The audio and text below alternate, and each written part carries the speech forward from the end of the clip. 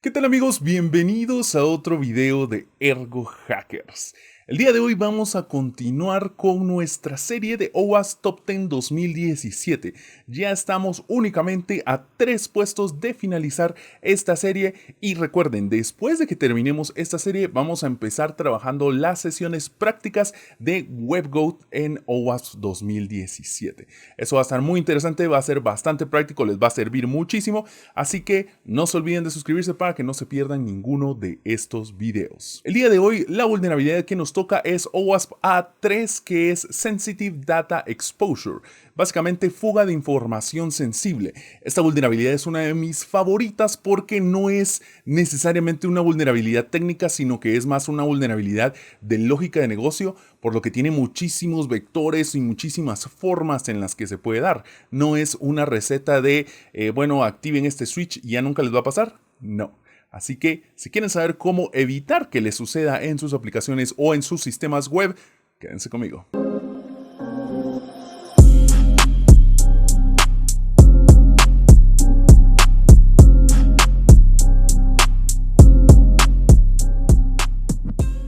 Antes de comenzar, como es de costumbre, queremos agradecerles siempre su participación en todos nuestros videos. Principalmente queremos también pedirles por su like en este video, comentarios si tienen alguna duda, si creen que les sirvió de algo en este video o si creen que están aprendiendo algo con esta serie.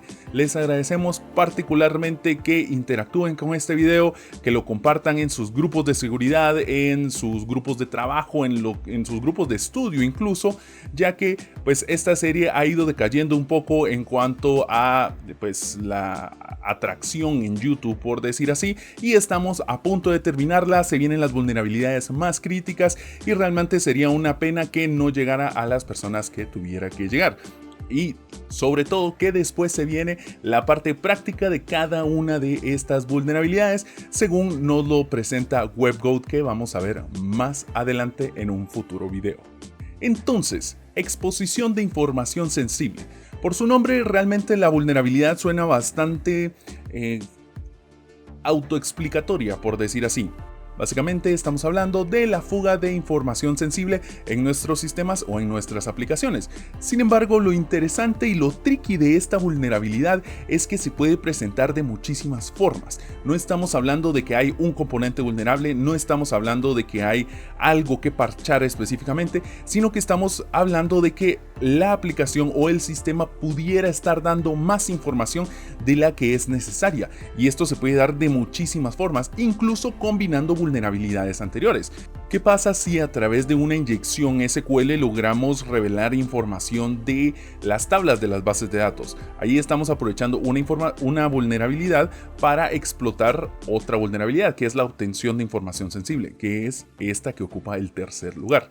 Entonces, debido a su tal abstracción, es muy importante que entendamos realmente los conceptos que hay detrás de esta vulnerabilidad, que logremos entender qué es lo que ocasiona una potencial fuga y principalmente saber qué cosa dentro de nuestra aplicación, dentro de nuestro sistema, conlleva a una información considerada sensible. Como siempre, el enlace de la información de esta vulnerabilidad, de enlaces de referencia y demás de OWASP, se lo vamos a estar dejando aquí abajito en la sección de descripción, donde pueden ver pues básicamente todo lo que conversamos en este video, si se les olvida o si no quedó claro, o si quieren los enlaces adicionales. Pero bueno, empecemos primero por el vector de ataque o los vectores de ataque de esta vulnerabilidad. Como conversábamos, esta vulnerabilidad se puede presentar de muchísimas formas y no va a haber un único vector que un atacante pueda utilizar. Pero lo que sí tenemos que tener en cuenta es que este no es un ataque directo a utilizar, por ejemplo, necesariamente otras vulnerabilidades. O sea, el atacante no procura utilizar componentes desactualizados, no procura utilizar ataques de inyección o ataques de inclusión, etcétera, etcétera, sino que busca pequeñas fallas o pequeños pedazos dentro de la aplicación que puedan a él permitirle obtener esa información sensible. Ya puede ser un ataque de man in the middle, puede ser alguna fuga de información en las bases de datos para que después se puedan craquear utilizando un GPU o un ataque de fuerza bruta, etcétera, etcétera. Existen realmente muchísimas formas por las que una persona podría, o por las que un atacante podría obtener información sensible. Por ejemplo, uno de estos es el uso de los mensajes de error no personalizado. Muchas veces cuando se levanta una página web o una aplicación web, solemos dejar los valores por defecto de cualquier cantidad de cosas, incluyendo los mensajes de error, porque al final del día pensamos, bueno, es un mensaje de error, puede que no nos sirva, puede que si lo mira el usuario, pues no hace mucha diferencia si lo escribí yo o era el mensaje por defecto.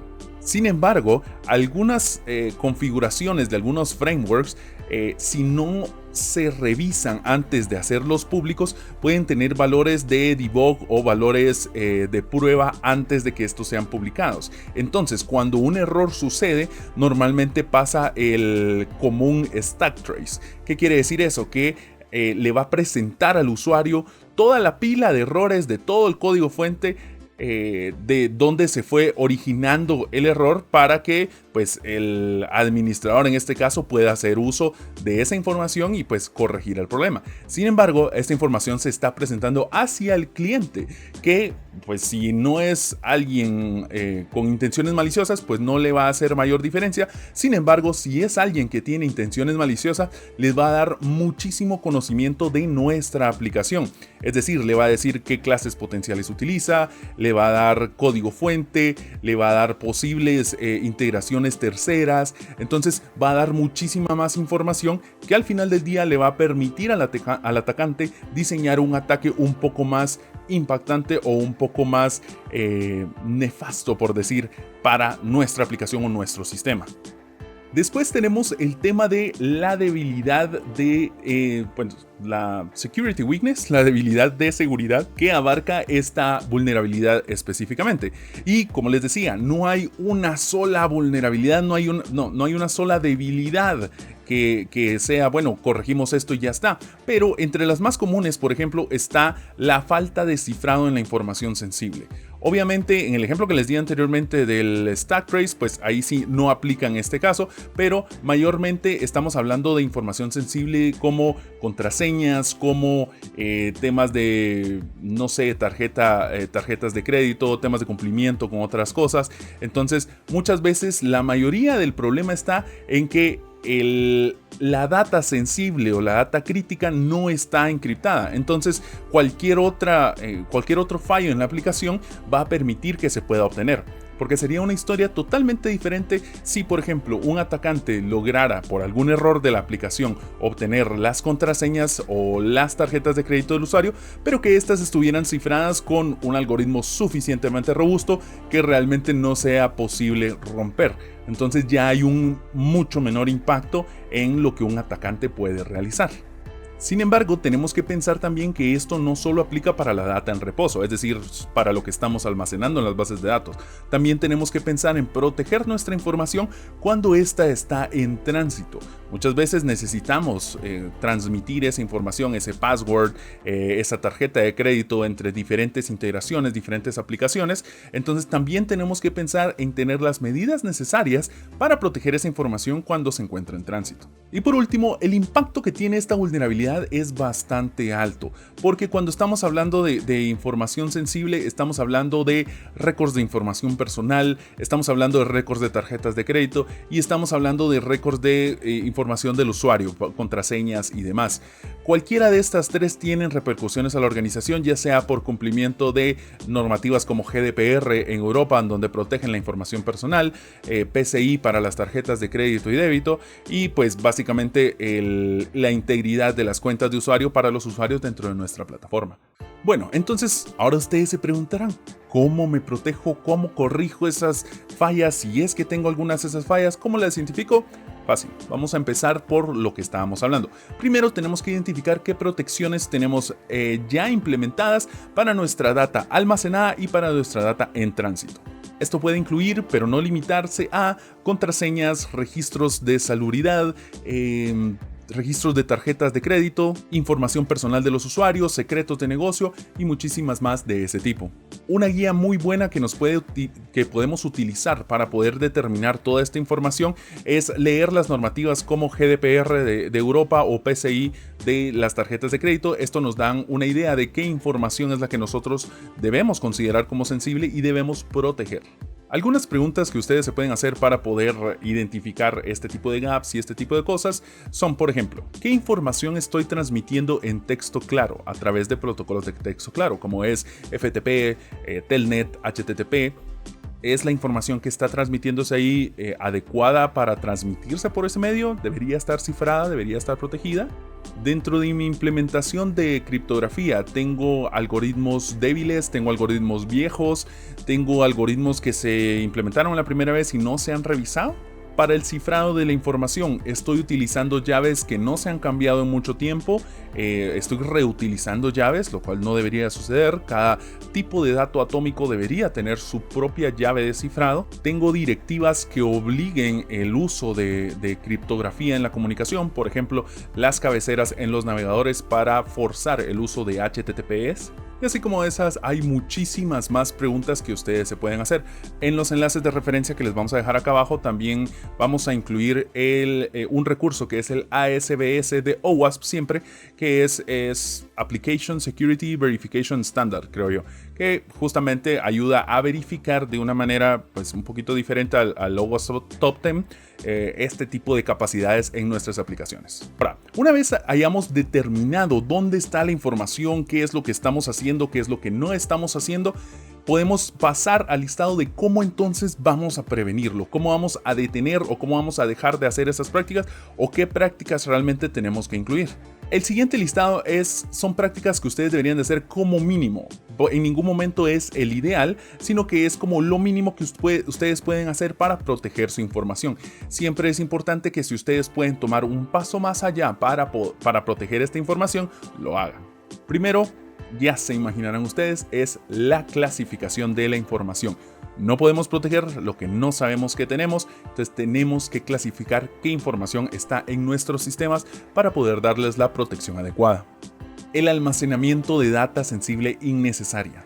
A veces solemos decir, bueno, vamos a pedirle al usuario que ingrese hasta su tipo de sangre solo porque tal vez podría ser útil tenerlo ahí. Sin embargo, el almacenar información adicional a veces nos puede hacer partícipes de cumplir con otras regulaciones. Si tenemos una aplicación que realmente no necesitamos más que el correo electrónico del usuario, no tenemos por qué pedirle información adicional como identificadores como DPI, identificadores personales gubernamentales, pasaportes y este tipo de cosas.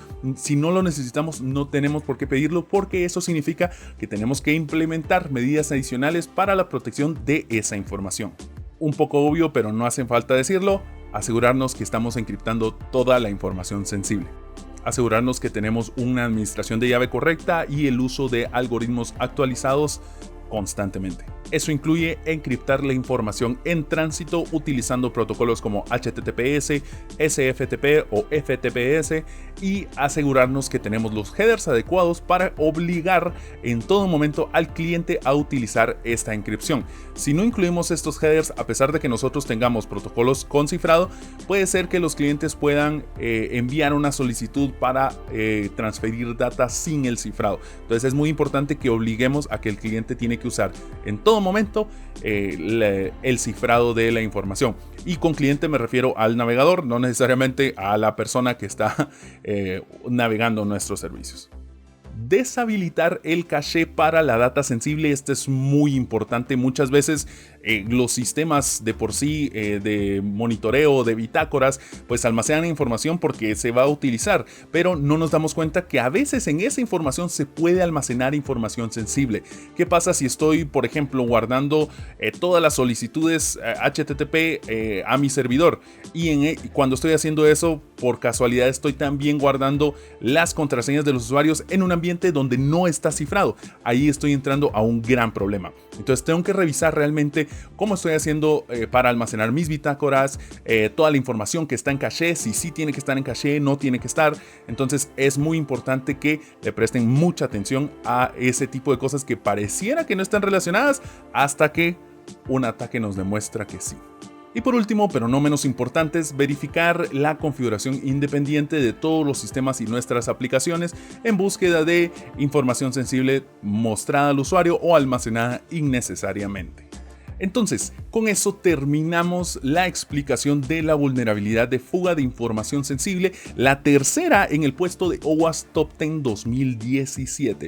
Poco a poco nos vamos acercando al final, ya solo nos quedan 2 posiciones más en el top 10 y vamos a empezar a explorarlas de manera un poquito más práctica a través de WebGoat. Estoy seguro que les va a encantar, entonces asegúrense de tener activadas las notificaciones. Recuérdense que probablemente para alguno de esos videos van a tener que ser miembros exclusivos de la página, porque pues sí son ataques que pues no pueden estar tan disponibles públicamente, o por lo menos eso no nos gustaría a nosotros dentro de nuestra comunidad. De igual manera vamos a tratar de mantener la mayor cantidad de contenido disponible para todos. Y regresando un poquito al tema de esta vulnerabilidad, revisen los enlaces, las referencias adicionales que están en el link de OWASP, porque hay muchísimo de donde ustedes pueden tomar. OWASP tiene estas secciones que son como cheat sheets, que básicamente son quick wins o soluciones rápidas que ustedes pueden aplicar para el tema de HTTPS, HSTS, las cabeceras de los navegadores. Es información muy valiosa que pues nos puede ahorrar muchísimos problemas, así que asegúrense de chequearlo, está aquí en la descripción. Solo sigan el enlace de OWASP y ahí van a ver todos los enlaces y básicamente todo lo que platicamos en el video de hoy. Así que sin nada más que agregar, muchísimas gracias por estar aquí una semana más y nos vemos en el siguiente video.